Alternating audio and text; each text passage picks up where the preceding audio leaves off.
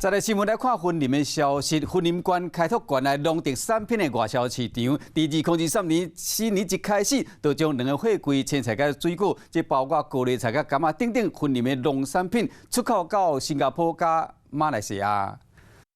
这2台货柜堆满婚林在地农产品，有潮湿高丽菜5.1吨、无果柑2.4吨、含人参等等，拢会外销到新加坡和马来西亚。过年嘛，所以要大吉大利。我们就是我们茂谷柑，茂谷柑这次有1200箱，那大概2.4吨。馆长张立先讲，县府透过长期推广，拍通东南亚国家的菜市国际通路，真侪项的产品伫咧当地真受到欢迎。那有很多的新加坡的这些乡亲哦，对我们云林县的蔬果其实也非常的青睐。婚林馆是农业大馆，110年农业产值有854亿，是全国第一。希望透过外销通路的建设，除了替农民赚大钱，嘛将婚林优质的农产品销解给全世界。